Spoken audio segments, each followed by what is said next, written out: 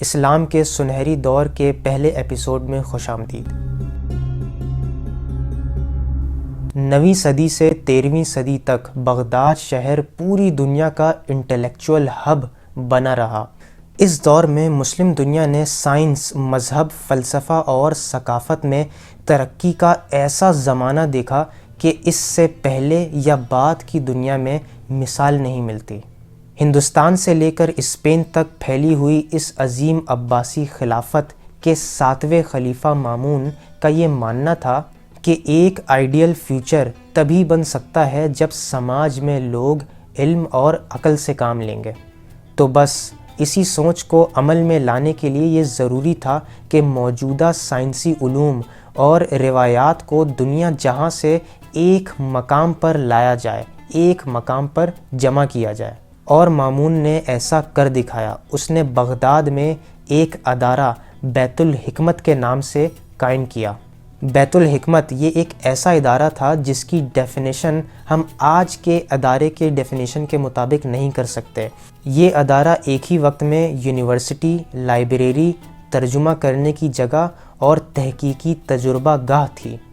لائبریریاں اور چھوٹے مدرسے تو امویوں کے زمانے میں بھی موجود تھے، لیکن اس زمانے کو وہ جذبہ الگ کرتا ہے جو کہ عباسی خلافت کے لوگوں میں پایا جاتا تھا۔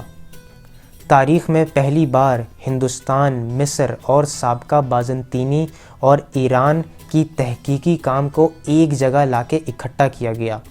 مامون کوئی اکیلا حکمران نہیں تھا اپنی تاریخ میں جس نے یہ کام شروع کیا، مگر جو چیز مامون کے زمانے کو الگ کرتی ہے وہ ہے پس منظر جس نے مسلم دنیا کو اکٹھا کر دیا، موجودہ تمام دیواریں گرا دیں، زبان کو ایک کر دیا، کیونکہ مامون کا ماننا تھا کہ عربی زبان ظاہر ہے مسلمان جو ہوگا نماز پڑھے گا عربی میں، تلاوت کرے گا عربی میں، کیوں نہ ہم ایسی زبان کو چن لیں جو ہم سب کے درمیان مشترکہ ہو۔ اور تو اور اس وقت اگر کوئی بھی عالم یونانی زبان سے یا کسی بھی دوسری زبان سے کسی کتاب کا ترجمہ عربی میں کرتا تو اسے اس کتاب کو تول کر اتنا سونا دیا جاتا تھا تحفے میں۔ چنانچہ عربی فقط مذہبی فرائض تک محدود نہیں رہ گئی، بلکہ تحقیق، علوم، تحلیل، ان سب کے اندر عربی زبان ایک بڑا اہم کردار نبھانے لگی۔ اسی لیے ہم دیکھیں گے علم کی دنیا میں بہت ساری ٹرمینالوجیز عربی زبان سے اخذ کی گئی ہیں، جیسے الجبرا، الگورتھم اور وغیرہ وغیرہ۔ چنانچہ اس تحقیق کے کام میں مسلمانوں کو قرآن اور نبی علیہ السلام کی احادیثیں بھی فورس کرتی تھیں کہ وہ کائنات میں غور و فکر کریں۔ قرآن کی بہت سی آیتیں اور پیغمبر کی احادیث میں ایک متقی مسلمان کی زندگی میں علم کی اہمیت بیان کی گئی ہے۔ پیغمبر سے روایت ہے کہ جو کوئی بھی حصول علم کے راستہ اختیار کرتا ہے اس کے لیے جنت کی راہ آسان کر دی جاتی ہے۔ آپ صلی اللہ علیہ وآلہ وسلم کی وفات کے چند سو سال بعد مسلمان سائنسدانوں کے لیے مطالعہ اور تحقیق رضائے الہی کے حصول کا ذریعہ بن گیا۔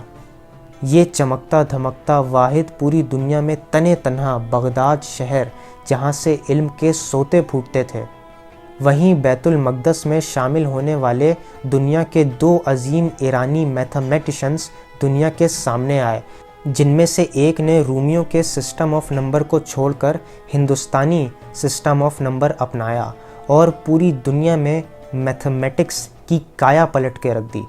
ان 2 عظیم میتھمیٹیشنز کے حوالے سے جانیں گے ہم اسلامی گولڈن ایج کے اگلے ایپیسوڈ میں۔